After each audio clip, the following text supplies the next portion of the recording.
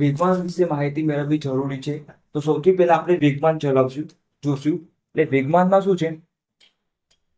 વેગમાન, તો વેગમાનને p વડે દર્શાવવામાં આવે છે, p વડે. અને એનું સૂત્ર યાદ રાખવાનું છે આપણે. તમને ખબર છે કે રેખીય, આના પર બે વેગમાન આવે છે. એક કયું આવે છે? રેખીય વેગમાન. કયું આવે છે? રેખીય વેગમાન. અને બીજું વેગમાન આવે છે, કયું આવે છે? કોણીય વેગમાન. આ કોણીય વેગમાન છે એ તમારે ચેપ્ટર ચાક ગતિ વાળું છે, ચાક ગતિ, એના અંદર કોણીય વેગમાન આવશે. ચાક ગતિ ચેપ્ટર, એના અંદર કોણીય વેગમાન આવે છે. આપણે અહીંયા ફક્ત રેખીય વેગમાન જોવાનું છે. તો રેખીય વેગમાન p ઇઝ ઇક્વલ ટુ શું થાય?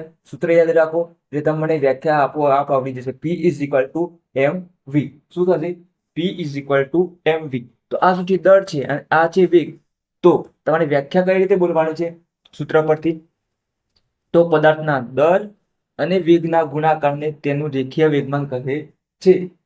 સૂત્ર યાદ રાખવાનું ફક્ત. એના પરથી તમને વ્યાખ્યા આવડી જશે. તો વ્યાખ્યા લખવાની નીચે.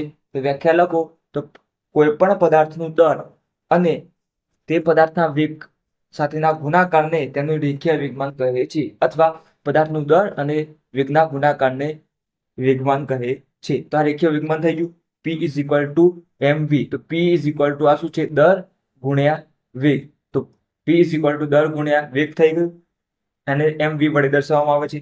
તો અહીંયા m છે એ તમને ખબર છે અદિશ રાશિ છે, પણ વેગ છે એ કયું છે? વેગ એ સદિશ રાશિ છે. અહીંયા v આવશે. વેગ સદિશ, અદિશ અને સદિશનો ગુણાકાર. અહીંયા ગુણાકાર કરે છે પણ અહીંયા અદિશ ગુણાકાર કરજો, ડોટ વાળો ગુણાકાર. તો અહીંયા તમને કઈ એક સદિશ અદિશ, તો કઈ રાશિ મળે તમને? સદિશ રાશિ મળે. એટલે અહીંયા વેગમાન છે એ કઈ રાશિ છે? સદિશ રાશિ છે. કઈ રાશિ છે? સદિશ રાશિ છે. આ થઈ ગઈ. હવે વેગમાનની અહીંયા વેગમાન છે એની દિશા કઈ હોય? તો જે બાજુ વેગ હોય એ બાજુ એની વેગમાનની દિશા હોય. તો તમારે લખી લેવાનું વેગમાનની દિશા, વેગમાનની દિશા વેગની દિશામાં હોય છે. વેગની દિશામાં હોય છે. ક્લિયર? હવે આપણે એકમો જોઈ લઈએ. તો p is equal to mv, સૂત્ર પરથી એકમો જોઈ લઈએ. તો p is equal to mv થઈ ગયું. હવે તમને ખબર છે એકમ લખીએ તો આપણે, તો એકમ લખવા માટે તો અહીંયા દર છે. દર માટે એકમ શું થાય? SI એકમ kg. અને વેગ માટે મીટર પર સેકન્ડ. તો આ એકમ થઈ ગયું. ત્યાર પછી બીજું એકમ છે વેગમાનનું જ. હવે આપણે બીજું સૂત્ર જોશું, ન્યૂટનના ગતિનો બીજો નિયમ જોશું. એના અંદર આવશે. એનું સૂત્ર શું છે? તો અહીંયા તમારે F is equal to delta P upon delta T. આ ન્યૂટનનો ગતિનો બીજો નિયમ છે અને જે બળનું મૂલ્ય આપે છે. તો એ વેગમાનનું સૂત્ર વેગમાનને કરતા બનાવ્યું ડેલ્ટા P ને, તો શું થઈ જાય? F ઇન્ટુ ડેલ્ટા T થઈ જાય. તો આ શું છે? ન્યૂટન અને આ છે સેકન્ડ. તો આ વેગમાન જ છે. આપણે વેગમાન છે તો અહીંયા બીજો એકમ શું બને? Newton into second. આ પણ વેગમાનનો એકમ બને. તો આ યાદ રાખવાનું. હવે તમને આ તો SI એકમમાં આ જોયું આપણે, SI એકમ પદ્ધતિમાં. હવે CGS પદ્ધતિમાં જોઈએ તો કિલોગ્રામનું શું થઈ જાય? ગ્રામ થઈ જાય. ગ્રામ, મીટરનું સેન્ટીમીટર, સેકન્ડનું સેકન્ડ, એનું જશે. આ થઈ ગયું તમારું શાના અંદર થઈ ગયું એકમ? CGS પદ્ધતિની અંદર. CGS પદ્ધતિના અંદર.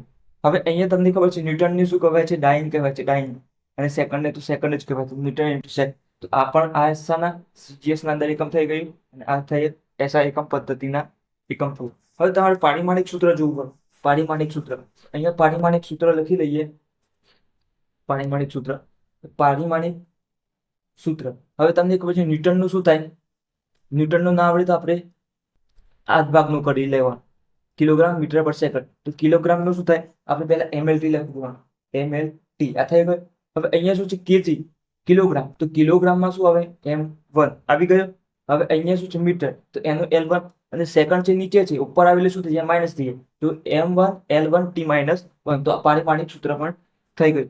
હવે આપણે જોવાનું છે કે અહીંયા વેગ, તમે કોઈ પણ પદાર્થનો વેગ હોય, વેગ, તો વેગ કરતા વેગમાન વધારે માહિતી આપે છે. કારણ કે કોઈ માની લો કોઈ ટ્રક છે, અહીંયા ટ્રક, તો ટ્રકનું દળ હોય અને વી વ્યક્તિ ગતિ કરે છે. તો આપણે ફક્ત વેગને ધ્યાનમાં લઈએ તો એનું દળ ધ્યાનમાં લેતા નથી. કોઈ સાથે એક્સિડન્ટ થાય તો આ ટ્રકની જગ્યાએ માની લો કે ટાયર છે, ખાલી ટાયર તમે જે ફેરવો છો, એ ટાયરનું દળ m છે અને વી વ્યક્તિ ગતિ કરે છે. તો આ ટાયર તમને વી વ્યક્તિ ગતિ કરતો હોય, કોઈ બાળકને ટકરાય, કોઈ વ્યક્તિને ટકરાય તો ઈજા થતી નથી. પણ m દળનો વ્યક્તિ, m દળનો ટ્રક જ્યારે વી વ્યક્તિ ગતિ કરતો, આ બંનેનો વેગ સમાન છે માની લો, આનું દળ ઓછું છે, આનું દળ વધારે છે. આ જ્યારે એમ દળનો પદાર્થ આનું દર વધારે છે, તમને ખબર છે. એનું દર વધારે છે.